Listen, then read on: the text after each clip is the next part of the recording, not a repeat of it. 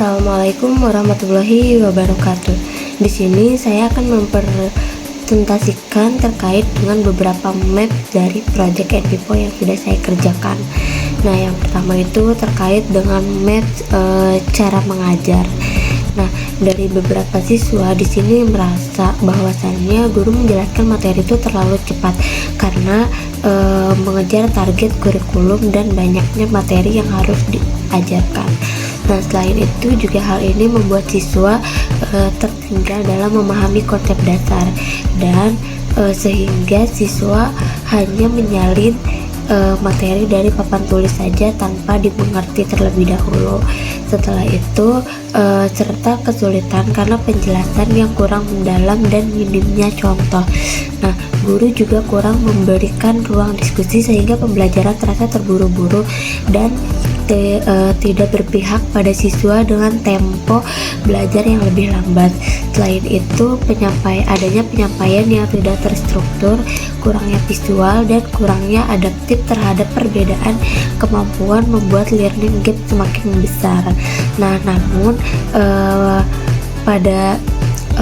namun terdapat juga praktik positif seperti penjelasan yang runtut, penggunaan contoh yang konkret, pengulangan materi, serta penyampaian dari konsep dasar yang membantu meningkatkan pemahaman.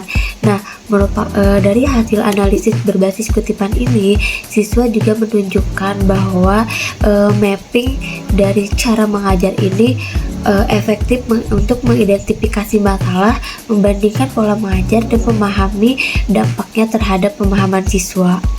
Nah, selanjutnya terkait dengan mapping kerja kelompok. Nah, siswa ini memandang bahwasannya kerja kelompok ini merupakan aktivitas yang mudah dilakukan karena siswa dapat saling membantu dalam memahami materi. Nah, kegiatan ini juga memberikan beberapa keuntungan seperti pembagian tugas yang lebih ringan, terus adanya ruang diskusi, serta kesempatan mengoreksi pemahaman dan meningkatkan kepercayaan diri. Nah, meski begitu, ada juga tantangan yang muncul seperti adanya perbedaan pendapat, adanya anggota yang kurang aktif dan koordinasi tugas yang tidak merata karena di setiap kerja kelompok itu biasanya ada siswa yang emang mau berkontribusi dan ada juga yang tidak, kayak gitu. Nah, selain itu juga secara keseluruhan kerja kelompok ini berdampak positif karena dapat mendorong interaksi, menumbuhkan tanggung jawab bersama, dan membantu siswa yang mengalami kesulitan. Meskipun ya keberhasilannya ini sangat bergantung pada dinamika kelompok dan juga peran guru dalam memfasilitasinya. Nah, selanjutnya terkait dengan map pada kendala utama PBL. Nah, pada map subbab kendala utama PBL ini terhubung dengan beberapa subtema yang menggambarkan hambatan yang sering muncul saat penerapan pembelajaran berbasis masalah. Nah, yang pertama itu adanya temuan bahwasannya motivasi belajar siswa ini sangat rendah dan cenderung bergantung kepada guru, sehingga siswa kesulitan ketika diminta berpikir mandiri atau memecahkan masalah secara aktif. Nah, selain itu juga adanya kemampuan dasar matematika yang tidak merata dan juga menjadi kendala lain yang membuat beberapa siswa tertinggal dalam memahami soal berbasis masalah.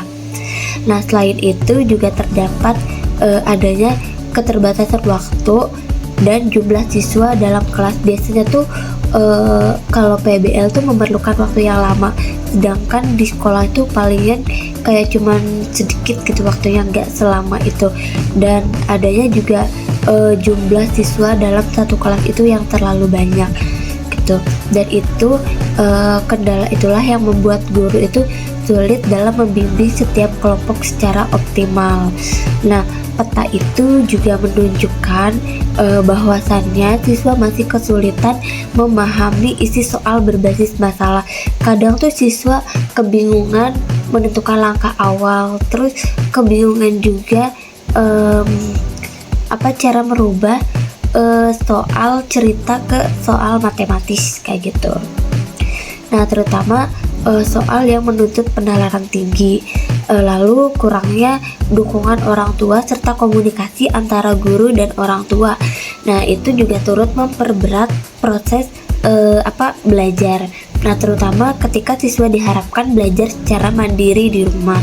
Nah, di sisi lain PBL ini tadi membutuhkan waktu yang lebih lama karena proses berpikir siswa ini tidak bisa instan gitu, sehingga guru perlu menyesuaikan rentang waktu pembelajaran dengan kebutuhan siswa. Nah, selain itu juga secara keseluruhan kendala utama PBL ini tidak hanya berasal dari aspek kemampuan siswa, tetapi juga dari keterbatasan waktu, dukungan eksternal, serta kesiapan siswa untuk mengikuti pembelajaran yang menuntut kemandirian dan pemahaman mendalam. Nah, berdasarkan maps yang sudah tadi saya jelaskan terkait dengan cara mengajar, kerja kelompok, serta kendala utama PBL itu dapat disimpulkan bahwasannya dinamika pembelajaran di kelas ini dipengaruhi oleh beberapa aspek penting yang saling berkaitan, mulai dari sisi cara mengajar, ditemukan bahwa kecepatan penyampaian materi, kurangnya penjelasan mendalam, dan minimnya ruang diskusi membuat sebagian siswa tertinggal dalam memahami konsep dasar. Hal ini juga berhubungan langsung dengan pola belajar siswa dalam berbagai kegiatan pembelajaran lainnya. Sedangkan pada aspek kerja kelompok, siswa ini merasakan adanya manfaat besar seperti saling membantu, berbagi tugas, dan meningkatkan rasa percaya diri. Namun hanya saja dinamika kelompok ini tidak selalu berjalan lancar karena terdapat perbedaan kontribusi antar anggota, kurangnya koordinasi, dan ketidakseimbangan kemampuan. Nah, temuan ini juga memperlihatkan bahwasannya kerja kelompok dapat menjadi solusi untuk membantu siswa memahami materi, khususnya bagi mereka yang kesulitan mengikuti penjelasan guru yang terlalu cepat, namun tetap membutuhkan pendampingan yang terstruktur.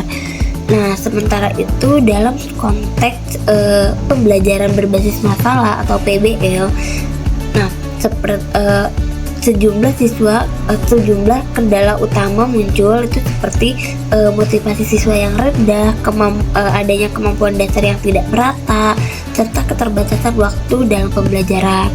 Nah, hambatan ini juga mempertegas bahwasannya keberhasilan PBL ini sangat dipengaruhi oleh kesiapan siswa dan